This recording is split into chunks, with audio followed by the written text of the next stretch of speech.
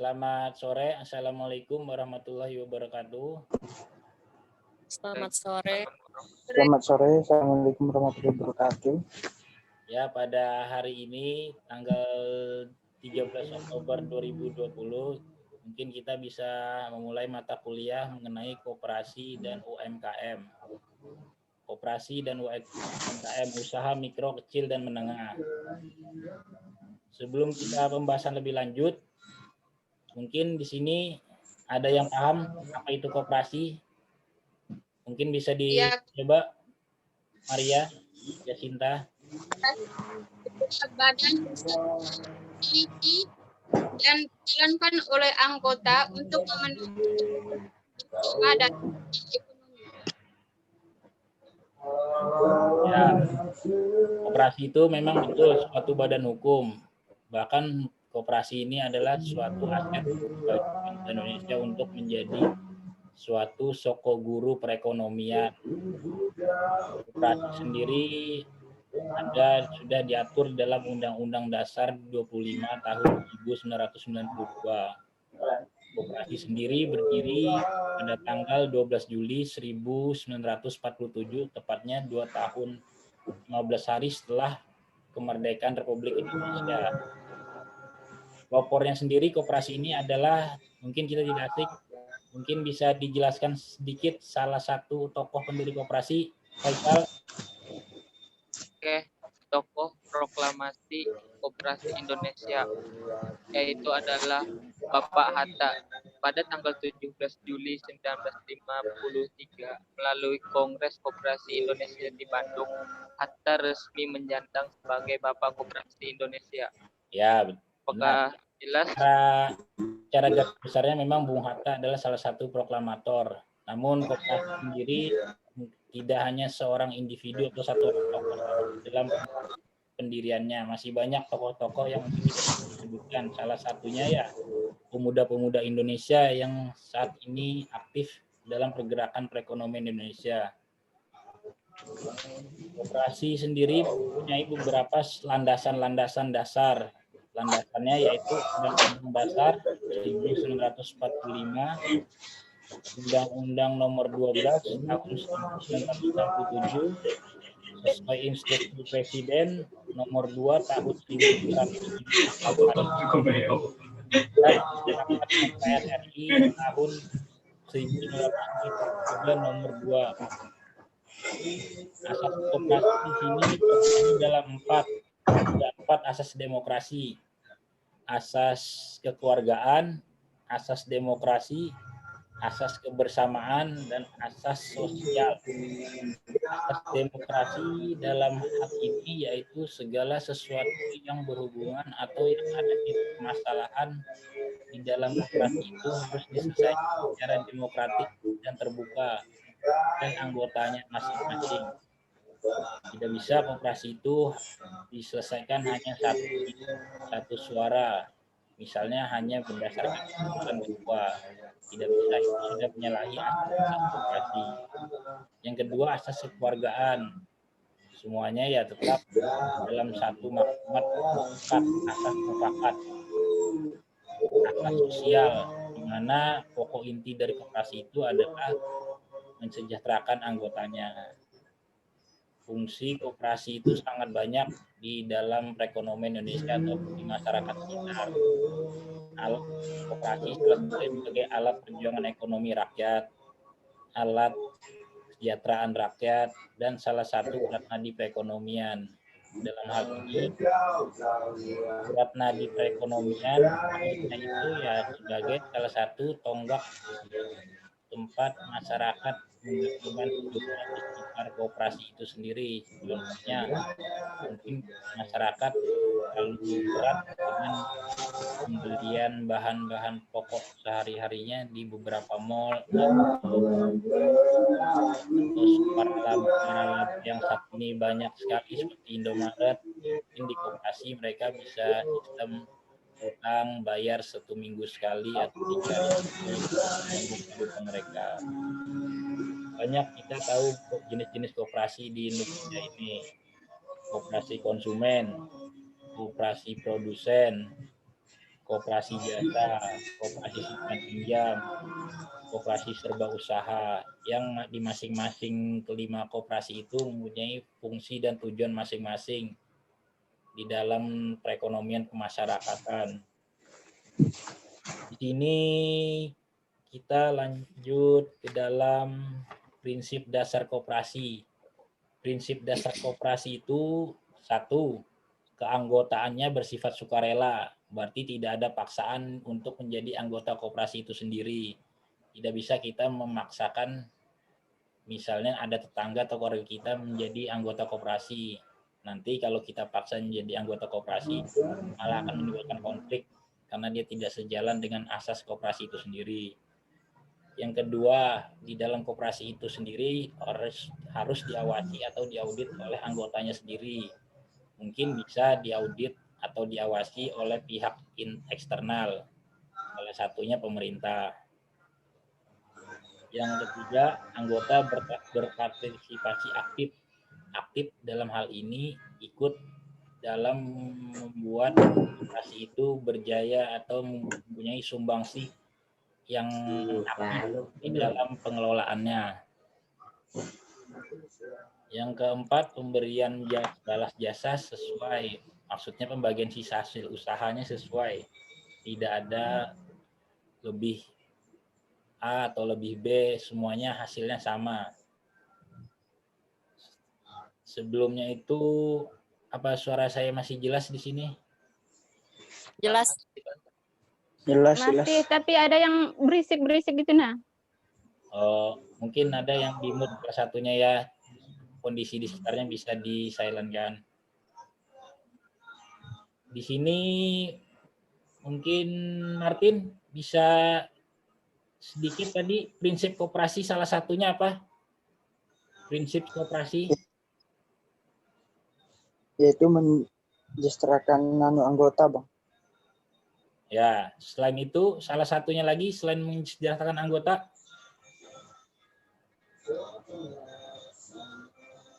Selain itu bersifat sukarela di dalam bersikap dan sukarela, terbuka. tidak memaksa. Ya, kita tahu koperasi di Indonesia ini ya mungkin masih bisa dibilang sangat perlu sentuhan tangan dari pemerintah dan SDM handal, karena koperasi ini banyak sudah mindsetnya di mata masyarakat sudah tidak baik lagi lah, karena koperasi ini ya semacam salah satu koperasi keluarga, karena di dalam koperasi itu ketuanya, istrinya, wakilnya, suaminya, anggota anaknya, pengawasnya, tante, om, dan sebagainya. Jadi itu yang membuat mindset koperasi di Indonesia ini semakin jelek di mata umum atau di mata publik.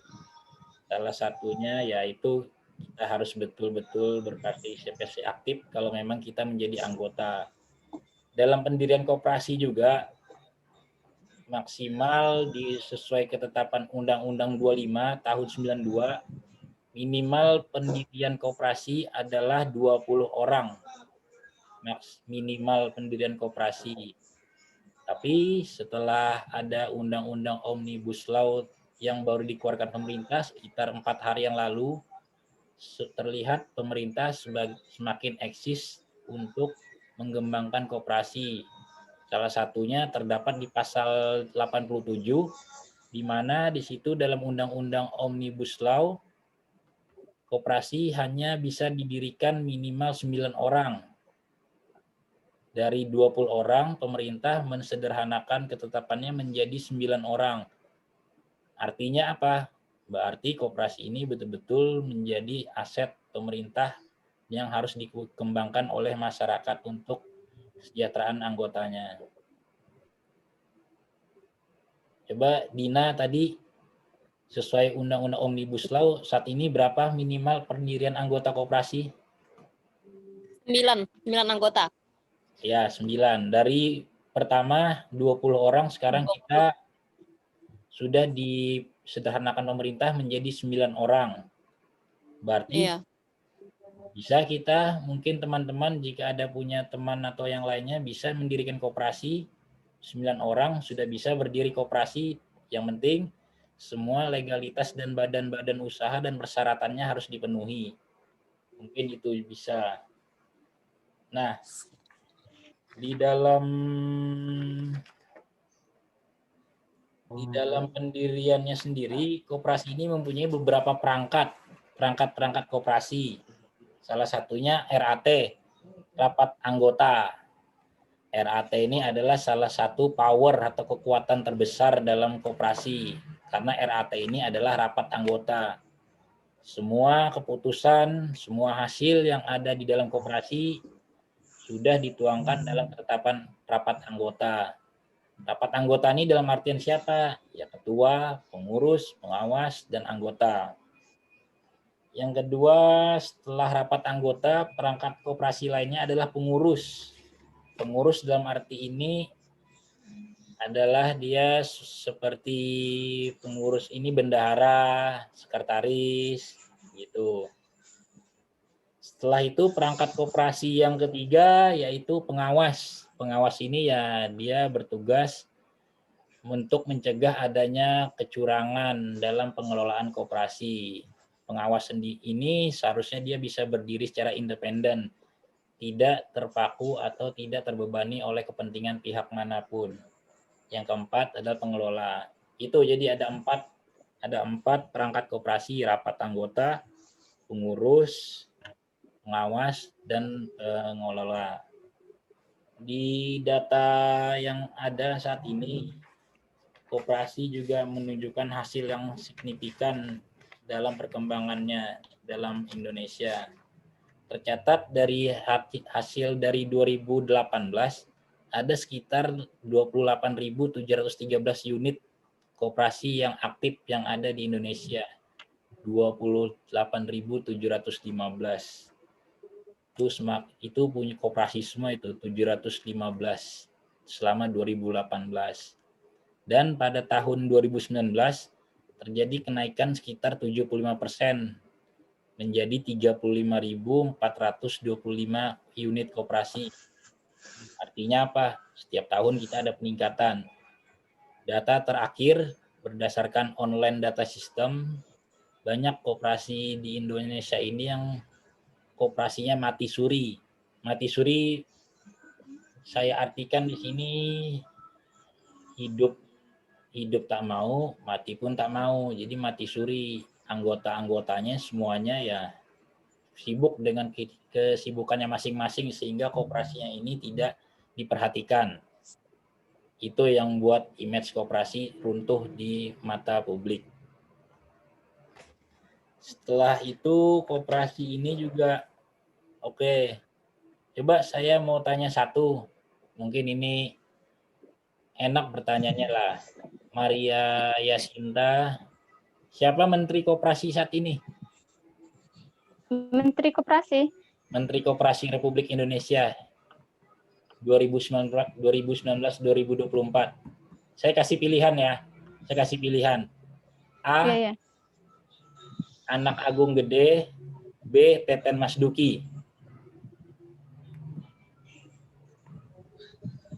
B kali, Bang. Ya, kalau anak Bang. B dia Menteri Koperasi 2004-2009, 2014-2019. Yang terbaru ini Menteri Koperasinya adalah Bapak Teten Masduki 2019 periode 2024. Jadi itu. Setelah itu koperasi ini juga sendiri ada mempunyai beberapa modal. Modal koperasi sendiri salah satunya satu, simpanan pokok. Itu modal koperasi, simpanan pokok. Yang kedua, simpanan wajib. Simpanan wajib nih simpanan yang wajib dibayarkan setiap bulan rutin oleh anggota ke kas koperasi. Yang ketiga, simpanan sukarela. Simpanan sukarela nih paham ya?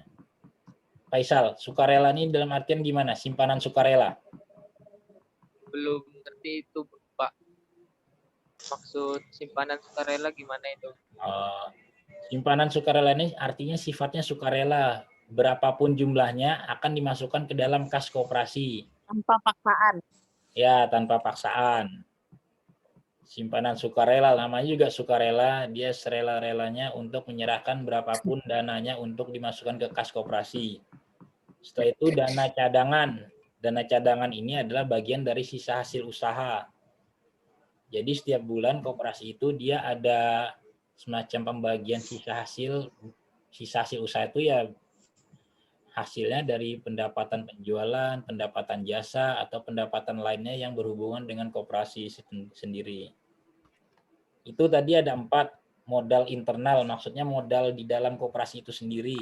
Simpanan pokok, simpanan wajib, simpanan sukarela, dan dana cadangan. Ya, setelah itu koperasi sendiri, dia bisa mendapatkan modal eksternal, maksudnya modal dari luar. Dalam artian modal dari luar itu ya ada Permisi. 3. Gimana Martin? Permisi. Ya. Ini mau tanya, itu kan modal koperasi itu semuanya itu harus dari anggota kah? Bagaimana itu? Ya, ini namanya juga tadi modal koperasi itu ada terbagi 2, modal internal dan modal eksternal. Internal itu dari anggota. Itu yang kita bahas tadi modal internal yang dari anggota. Nah, setelah itu kita lanjut ke modal eksternal, modal di luar anggota. Jadi ada 2 pembagiannya Martin. Modal internal dan modal eksternal. Paham? Jadi koperasi itu ada 2 sistemnya. Bisa dari dalam koperasi itu sendiri atau dari luar koperasi itu sendiri. Nah, lanjut modal eksternal ini salah satunya hibah. Hibah nih tahu maksudnya hibah? Artinya mendapat kelebihan dari pihak lain, pihak ketiga. Hibah ini, tapi hibah ini ya semacam dia kalau hibah ini tidak berdasarkan materi, tidak berdasarkan uang, tetapi barang atau bahan bangunan atau barang produksi, itu namanya hibah. Yang kedua berdasarkan pinjaman, modal eksternal itu bisa dari pinjaman. Pinjaman ini ya pinjaman dari bank untuk kesinambungan koperasi itu sendiri, untuk menyambung hidup koperasi itu sendiri. Karena koperasi ini kan kita tahu koperasi itu biasanya ada pinjaman dari anggota-anggota. Jika anggotanya macet pembayaran, nah koperasi itu juga susah untuk berkembang. Jadi harus ada koperasi itu harus aktif untuk meminjam. Pinjaman ini ya pinjaman dari bank atau pihak ketiga. Jadi itu sudah kita bahas mengenai koperasi. Modal koperasi, perangkat-perangkat koperasi. Setelah itu tadi apa itu hal-hal yang dapat membuat koperasi, yang bisa membuat hal-hal yang bisa mendirikan koperasi apa saja. Tapi ingat ya, koperasi itu sekarangnya satu level atau setara dengan perusahaan. Karena koperasi itu sudah berbentuk badan hukum. Jadi dia setara dengan PT, perseroan terbatas. Dan saat ini masih digodok oleh Kementerian Koperasi dan UKM Republik Indonesia. Jika untuk tahun 2021, koperasi ini bisa setara dengan PT atau setara dengan TBK. Dalam artian, berarti kita jangan ragu-ragu untuk mendirikan koperasi, karena koperasi ini bagus sekali prospeknya untuk masa depan. Apalagi di dalam koperasi itu sendiri sudah ada SDM yang unggul dan handal. Itu karena sampai saat ini koperasi itu ya kelemahannya ya banyak, kelemahan koperasi itu sendiri. Salah satunya modalnya terbatas, SDM-nya kurang, skill-nya dari pengurus, ketua maupun anggota. Setelah itu kurangnya rasa care atau perhatian dari anggota itu pada koperasi itu sendiri, sehingga koperasi ini ya semacam sulit untuk dikembangkan. Itulah sebenarnya kita juga, kalian sebagai mahasiswa seharusnya bisa mendirikan koperasi lah.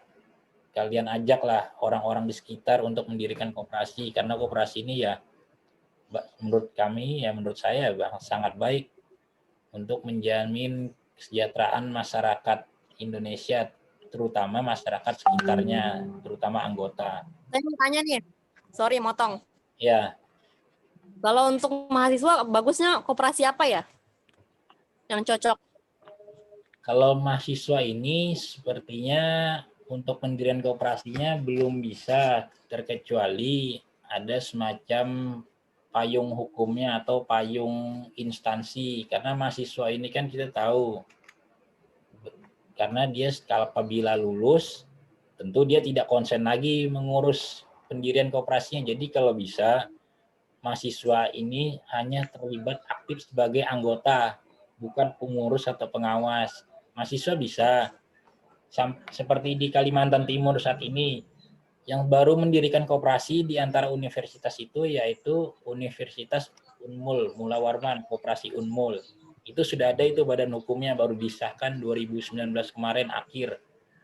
Dan ketuanya itu adalah Ibu Meliana, mantan asisten 2 Provinsi Kaltim.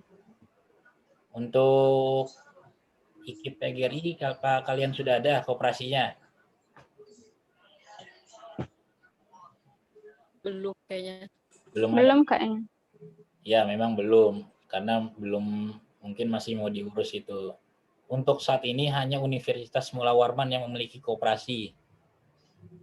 Berarti hal ini apa? Berarti ya Universitas Mula Warman sudah semakin mengembangkan kapasitasnya lah untuk memberdayakan anggota masyarakat, bahkan mahasiswanya. Tapi sampai saat ini mahasiswa belum bisa mendirikan koperasi, belum bisa. Karena keterbatasan itu dari aspek legalitas, dan dia juga mahasiswa ini kan biasanya domisilinya tidak dalam satu tempat. Itu yang salah satu kendalanya. Bagaimana Dina? Oh iya iya. Jadi itu kendalanya untuk mahasiswa, terkendala karena domisili mahasiswa ini kan ada yang di Samarinda, ada yang di luar Samarinda, jadi ya itu kendalanya. Dan yang mendirikan koperasi ini adalah instansi terkait, bukan sistem online, karena koperasi ini harus yang bersangkutan pengurus datang ke dinas untuk melapor, membawa kelengkapan dokumentasi dan lain-lainnya untuk disahkan. Nah itu sampai saat ini belum ada koperasi mahasiswa, belum ada. Yang ada ya koperasi pegawai negeri, koperasi karyawan itu, dan koperasi LSM itu ada sudah di Kalimantan, di Samarinda khususnya. Bagaimana Dina untuk masalah koperasi ini? Paham? Ya, paham. Faisal gimana? Dari tadi saya lihat apa ada pertanyaan mengenai koperasi sebelum kita lanjut ke UMKM? Dilanjut ke UMKM. Masalah koperasi gimana? Apa ada pertanyaan mengenai koperasi, Faisal? Cukup jelas sudah Bang. Sudah jelas ya. Jadi ya diingat itu ya. Banyak hal-hal yang mengenai koperasi, tapi hari ini kita ambil globalnya. Untuk pendalaman materi bisa kita minggu depan. Baik, kita lanjut ke UMKM. Usaha mikro, kecil, dan menengah. UMKM sendiri adalah suatu aktivitas perniagaan. Perniagaan hal ini adalah jual beli. Siapa penggerak yang bisa disebut UMKM ini siapa? Maksudnya Maria, apakah pegawai negeri atau seorang wirausaha? Wirausaha. Ya, wirausaha. Karena ya namanya dia juga wirausaha, berwirausaha, dia ingin memajukan usahanya sendiri. Iya. UMKM ini juga sudah diatur di dalam Undang-Undang nomor 20 tahun 2008. Jadi ya dalam artian koperasi dan UKM ini adalah satu paket proyek pemerintah untuk mengembangkan jauh ke depan untuk menyesuaikan keadaan teknologi. Ciri-ciri UMKM, dia tempatnya, domisilinya tidak terpaku pada satu tempat. Dalam hal ini dia selalu berpindah-pindah.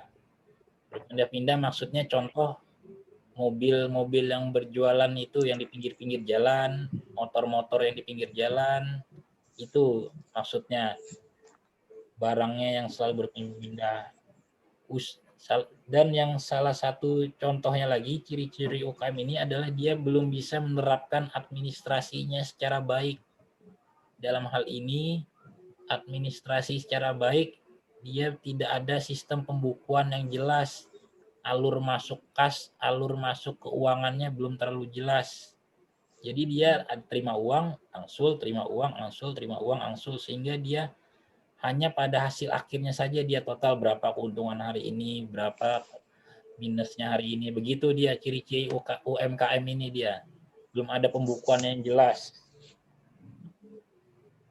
Umumnya UKM itu UMKM ini umumnya belum mempunyai ketetapan yang jelas. Dalam arti ini adalah legalitas. Legalitas ini semacam ketetapan atau izin usaha seperti NPWP begitu. Mungkin di situ gimana? Permisi, itu termasuk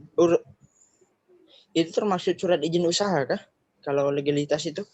Iya, surat izin usaha. Bagaimana izin usahanya itu jadi yang mengeluarkan adalah dinas kota terkait. Dia misalnya ingin melegalkan usahanya, misalnya Martin ada usaha baju. Jadi di sisi lain teman Martin itu menjual produk yang sama dengan baju yang sama, harga yang sama. Nah, untuk mencegah terjadinya persaingan harga atau persaingan yang tidak sehat, Martin wajib melegalkan usahanya dengan mendaftarkan ke Dinas Penanaman Modal satu pintu. Gunanya apa? Untuk mempatenkan barang jualan Anda. Jadi seandainya Anda sudah memiliki surat legalitas, seandainya ada suatu masalah atau ada perdata hukum, maka Anda akan pasti diakui oleh negara karena barang Anda sudah legal dan terdaftar dalam Undang-Undang UMKM. Sementara yang teman Anda yang tidak memiliki barang itu nanti akan susut sendiri dia. Bahkan bisa berakibat pidana hukum. Itu gunanya legalitas. Ya. Nah, setelah itu, setelah ciri-ciri UKM tadi, kita lanjut ke jenis-jenis UKM. Jenis-jenis UKM ini kuliner, fashion, dan agribisnis. Kuliner bisa dijelaskan, Gina, salah satu contoh UMKM kuliner ini apa?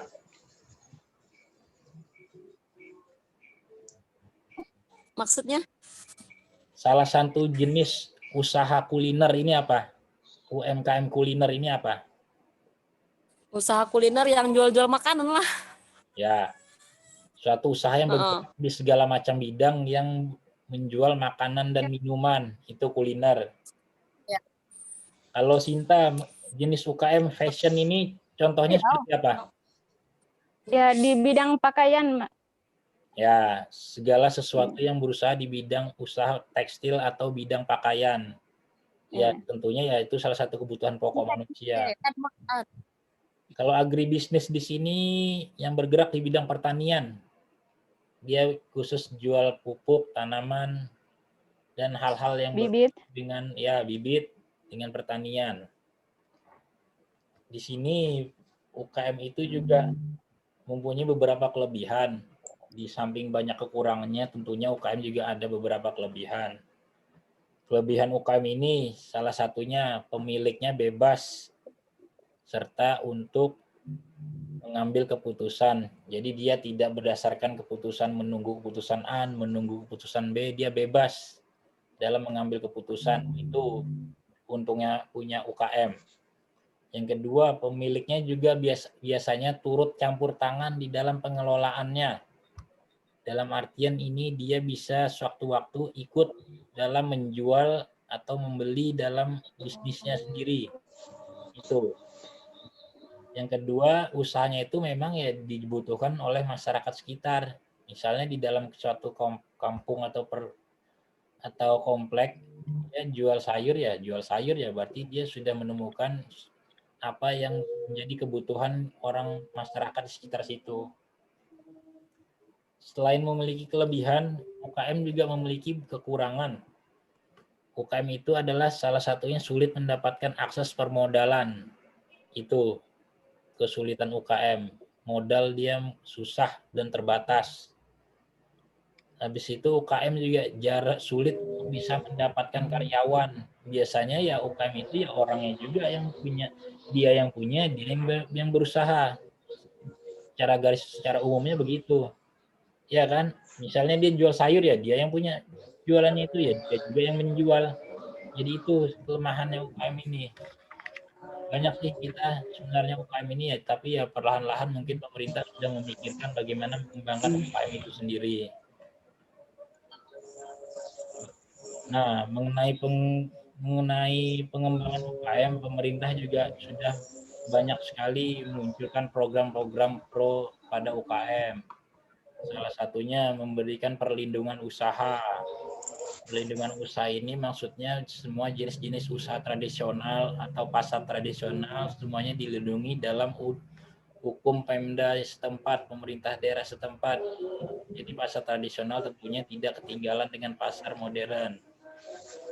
Setelah itu pengembangan kemitraan. Jadi semua UKM ini semuanya digandeng, dirangkul dalam suatu organisasi. Nanti organisasi itu yang akan mencari pangsa pasar, bisa skala nasional atau skala internasional. Itu dia fungsinya. Pengembangan kemitraan. Jadi pemerintah dalam hal ini mencari badan suatu organisasi yang menaungi beberapa pengusaha UKM untuk di-join dalam suatu forum yang nanti forum itu akan mencari pangsa pasar nasional atau pangsa pasar internasional. Pengembangan kemitraan, mungkin ingat salah satu calon wakil presiden kita yang 2019 siapa yang kandas? Faisal.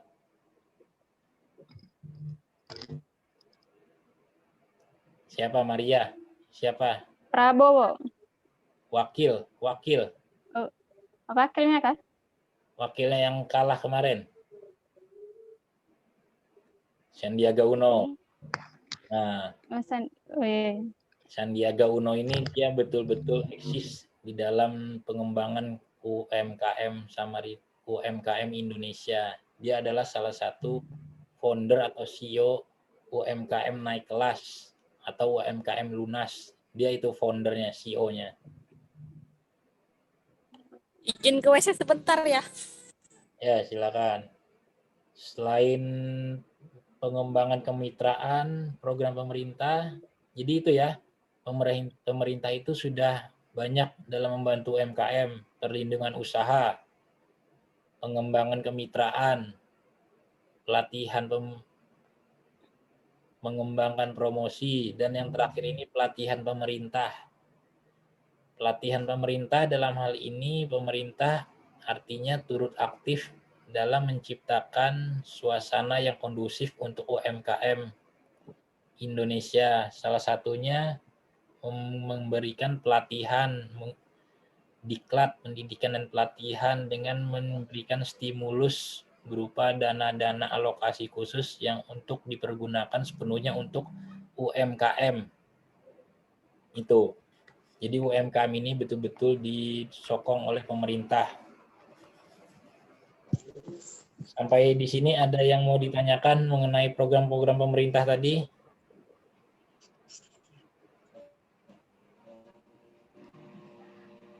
Bagaimana Faisal? Ada yang mau ditanyakan? Iya, materi yang hari ini Bapak sampaikan. Untuk Maria, ada yang mau ditanyakan? Iya, bagaimana cara pelaku UMKM ini agar bisa bertahan dalam kondisi wabah corona ini? Ya, pertanyaan yang sangat baik. Jadi kita tahu kondisi pandemi saat ini sangat berimbas sekali kepada pelaku-pelaku UMKM. Banyak yang pengusaha yang usahanya yang mempunyai minus dalam permodalan akan gulung tikar. Di sini peran pemerintah dalam hal ini banyak sekali. Salah satunya dengan memberikan stimulus atau dana relaksasi bantuan pemula usaha kecil menengah atau BPUM. senilai 2.400.000 setiap kepada pelaku UMKM. Nanti semua para pelaku UMKM itu didaftarkan di dinas provinsi untuk data agar mendapatkan program bantuan itu. Jadi begitu, Maria. Jadi pertanyaannya bagaimana pelaku UMKM bertahan dalam kondisi seperti ini ya? Jadi Iya, kan, iya. ya Iya. secara garis besarnya yaitu dalam hal ini pemerintah sudah pasti memikirkan apa yang menjadi kendala-kendala di lapangan ya. Salah satunya memberikan dana relaksasi BPUM. BPUM sendiri adalah dana pelaku usaha kecil yang diperuntukkan kepada pelaku UKM senilai 2,4 juta kepada 12,5 juta pelaku UMKM di seluruh Indonesia. Tuh. Jadi para pelaku UKM dapat subsidi pemerintah, subsidi bantuan. Mungkin saat ini masih berjalan program bantuan tersebut melalui beberapa bank-bank negeri seperti Bank BRI atau Bank Kaltim itu sudah berjalan. Jadi itu bagaimana pelaku usaha bisa bertahan ya, pemerintah memberikan sokongan subsidi itu sampai saat ini itu adalah dampak nyata pemerintah pada pelaku UKM gitu. Untuk Martin, ada yang dipertanyakan tadi masalah koperasi dan UKM? Kalau masalah koperasi dan UKM cukup jelas. Oke. Kalau cukup jelas, saya coba bertanya satu aja. Tadi kan dalam memajukan UKM, pemerintah memberikan upaya-upaya pengembangan. Salah satunya adalah pengembangan kemitraan. Bisa dijelaskan sedikit pengembangan kemitraan ini seperti apa? Apa yang harus dilakukan pemerintah kepada pelaku UKM untuk mengembangkan kemitraan ini? Pengembangan mitra yaitu dengan memberikan kebebasan kepada anggota UKM untuk melakukan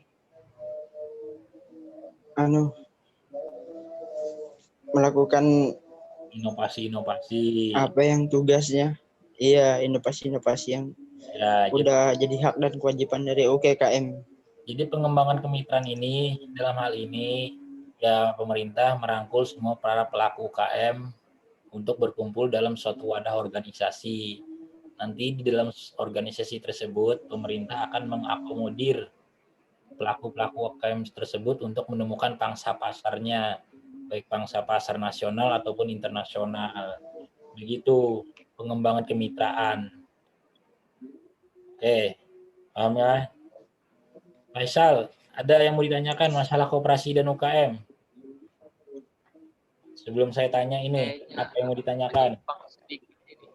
Soal kan tadi UMKM ya, yang soal surat legalitas sama NPWP. Iya. Kan itu banyak yang nggak tahu NPWP itu gimana cara bikinnya. Gimana Sal? Kurang jelas. Cara bikin NPWP. Cara bikin NPWP itu cukup mudah. Pemerintah sudah memberikan akses yang begitu mudah. Cukup membawa KTP, kartu keluarga, dan Anda datang kepada di kantor pelayanan pajak setempat. Anda daftar, Anda registrasi. Setelah itu, yang penting Anda bawa kelengkapan KTP, kartu keluarga, dan apa usaha yang akan Anda rintis. Tergantung Anda mau ngurus NPWP apa, NPWP pribadi atau NPWP usaha. Ya yang kayak UMKM tadi Pak. Oh, kalau NPWP usaha itu UKM tidak wajib harus memiliki NPWP. Dia wajib hanya memiliki legalitas surat izin usaha atau surat izin domisili. Itu legalitas UMKM. UMKM tidak perlu NPWP. NPWP itu hanya untuk UMKM kelas menengah ke atas. Maksudnya dia memiliki profit yang baik dari segi produksi, hasil, dan aset. Itu. NPWP itu. Tidak perlu untuk UKM menengah ke bawah, hanya menengah ke atas. Paham, Sal? Ya cukup jelas sudah. Untuk Dina, ada yang belum ditanyakan? Ini saya mau nanya nih tentang Ya. pandangan sih. Ya, Gimana pandangan Abang tentang orang yang memilih untuk membuat usaha dan tidak kuliah? nah, kalau itu mungkin stigmanya, cara pandang orang berbeda pemikirannya. Setiap karakter kita berbeda. Itu ya tergantung dari individu itu sendiri. Ada yang berpikiran, buat apa sekolah kalau tidak bisa membiayai diri sendiri. Ada yang harus berusaha dulu baru bisa bersekolah atau berpendidikan tinggi. Semuanya tergantung mindset masing-masing orang. Tapi untuk zaman sekarang, pendidikan sepertinya nomor satu. Karena semakin kita pendidikan rendah, tentunya kita akan termakan oleh zaman. Kita harus menyesuaikan. Untuk tahun 2025 mungkin standar perusahaan atau standar pegawai negeri S1 itu adalah harga mati dalam proses penerimaan CPNS atau pegawai. Itu S1. Jadi otomatis SMA kan tertelan zaman. Mau tidak mau SMA harus berinovasi, harus mengembangkan pendidikannya lebih tinggi untuk mencapai standarisasi yang ditetapkan pemerintah. Itu pasti. Tidak mesti tahun depan, mungkin tahun berikutnya atau tahun berikutnya, yang pasti SMA pasti adalah arah pendidikan terendah. Itu pasti. S1 adalah standar, itu pasti. Karena era saat ini adalah era digitalisasi 4.0. Itu pasti. Jadi tinggal kita individu harus mengembangkan diri. Itu pandangan pribadi saya.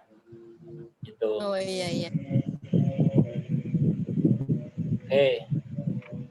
Sebelum kita tutup pelajaran hari ini, saya mohon masing-masing kalian mendeskripsikan apa yang kalian tangkap dari penjelasan singkat pelajaran saya saat ini mengenai koperasi dan UKM. Saya mulai dari Maria. Apa poinnya? Poin penting yang kalian dapat? Oh iya, ya yang kami dapat itu dari pengertian koperasi sama prinsip-prinsip koperasi, jenis-jenis koperasi, sama modal koperasi, dan di UMKM itu di UMKM Ya. kami ciri-ciri UMKM sama pengembangan kemitraan.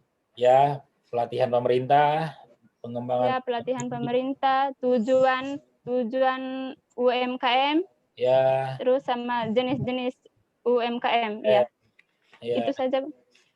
Jenis-jenis UMKM tadi apa, Maria? Salah satunya contoh.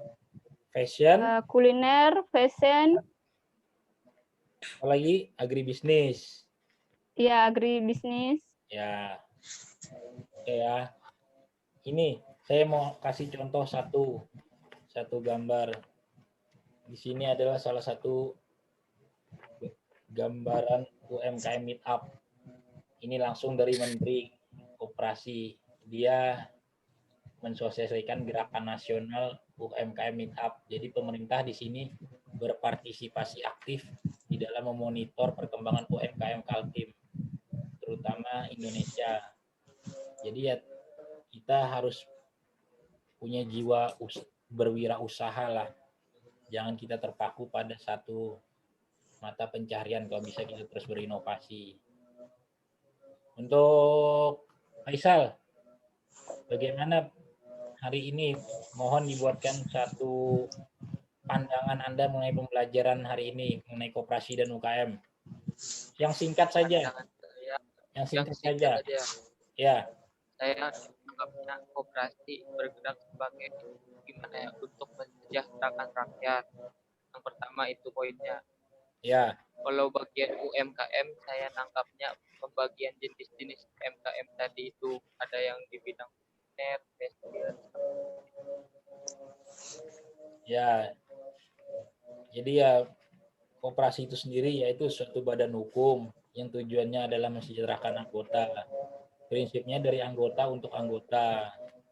Jadi ya bisa koperasi itu menjadi besar tergantung bagaimana cara anggotanya memperlakukan koperasi itu sendiri, sebagaimana dia bisa care dan aktif di dalam pengelolaan koperasi itu sendiri.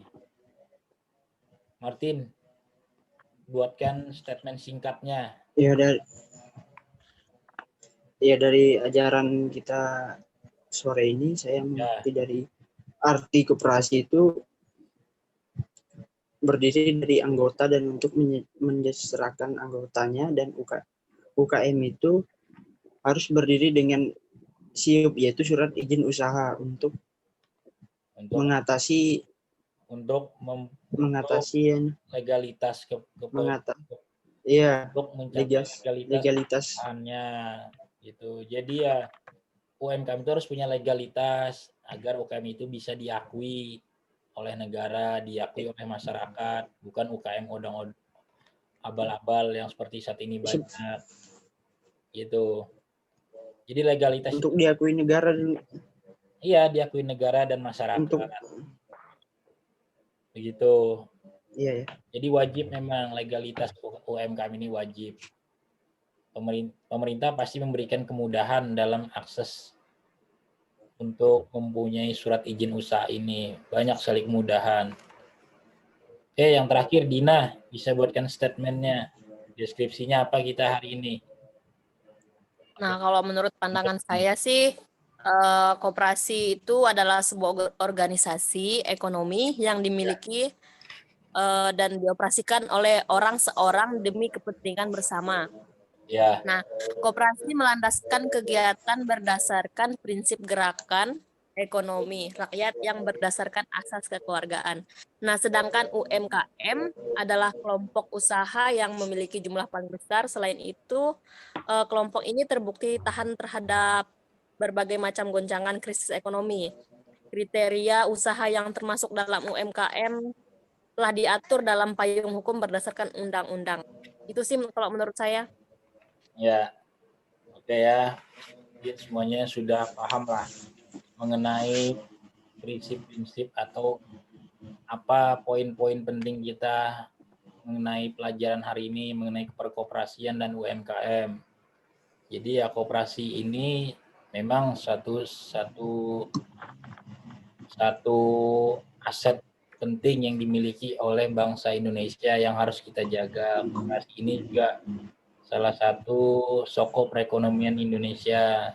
Koperasi ini juga di dalamnya juga adalah semua anggota yang masyarakatnya mempunyai satu tujuan akhir, yaitu untuk mencapai kesejahteraan anggota. Itu kalau untuk UMKM ini adalah usaha mikro, ini adalah suatu usaha yang digeneralisasi oleh individu untuk tujuan memperkaya atau membuat dirinya meningkat atau berharga di hadapan orang lain. Ya, salah satunya dia bisa menjual produk, menjual jasa, atau menjual hal-hal yang bisa meningkatkan taraf hidupnya. Oke. Untuk pelajaran koperasi dan UMKM hari ini kita cukupkan sampai di sini. Mungkin banyak hal-hal yang perlu kita dalami lagi, mungkin di kesempatan berikutnya kita dapat membuatnya lebih baik pelajaran ini. Aplaus untuk kita semua dulu. Baik, untuk hari ini kami dari kelompok kelompok 6 6. sudah menyelesaikan tugas dari media pembelajaran mengenai kami membawakan materi perkoperasian dan UMKM. Jadi di dalam penyusunannya ini, Bu, kami fokus pada satu pokokan materi, di mana dalam pokok materi ini kita sudah rancang ada identitas mata pelajaran, yaitu koperasi dan UKM. Setelah itu, tujuan pembelajaran apa yang kami ingin sampaikan di sini, apa yang ingin saya sampaikan kepada teman-teman. Setelah itu materi ajar sudah semuanya saya share kepada teman-teman. Kalau setelah itu metode pembelajaran ya metode yang daring seperti ini, Bu, karena keterbatasan waktu. Dan dalam proses ini mudah-mudahan bisa mempermudah dan memperlancarkan proses belajar mengajar kami di kelompok 6 ini. Demikian dan pesan sedikit video micro teaching dari kami kelompok 6 yang diwakili oleh Dina Lorenza, Martinus Lavon, M. Faisal Hasanuddin, Maria Yasinta Bahagia, dan saya sendiri Maruli. Demikian, atas perhatiannya kami ucapkan terima kasih. Wassalamualaikum warahmatullahi wabarakatuh. Selamat sore. Ya, sore.